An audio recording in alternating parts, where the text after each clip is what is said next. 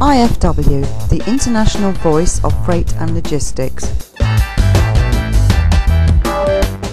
Thanks for tuning into IFW, the international voice of freight. My name's Kizzy Nkwacha, and in the absence of our chief reporter Damien Brett, whom I'm told is off climbing mountains in Peru, anything to get out of a day's work, I'll be bringing you our weekly roundup of some of the big stories making the headlines in the world of freight and logistics. The government of Singapore Investment Corporation is to launch an initial public offering of its logistics unit with the hope of raising up to $3 billion. The sale of Global Logistic Properties will mark the first listing of a majority-owned firm by CIG, the world's fourth biggest sovereign fund, in what could be the city-state's biggest IPO.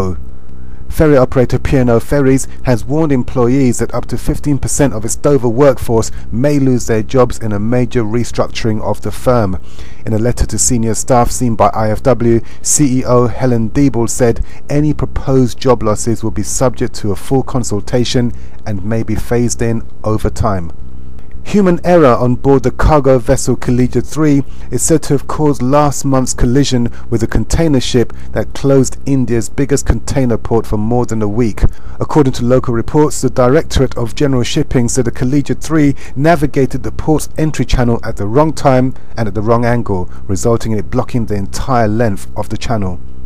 A.P. Moller-Maersk and local regulators are investigating allegations that the Danish conglomerate subsidiaries have been using their sizable influence to force Indian shippers to use container facilities at Gujarat Pipavav port. Shippers claim A.P. Moller-Maersk container shipping division, Saf Marine Container Lines and Maersk Line have agreed to only provide shipping services in Gujarat state via GPPL facilities operated and part owned by APM Terminals, also part of the A.P. Moller-Maersk group.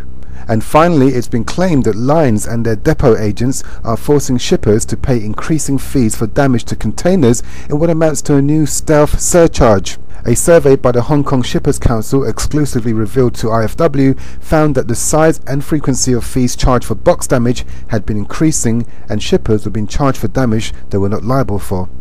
For more on these stories and for your chance to comment on some of the issues behind the news, visit our website at www.ifw-net.com. And that's been the week in freighting news. You've been listening to Kizzy Nkwacha, IFW Radio. Speak to you next week.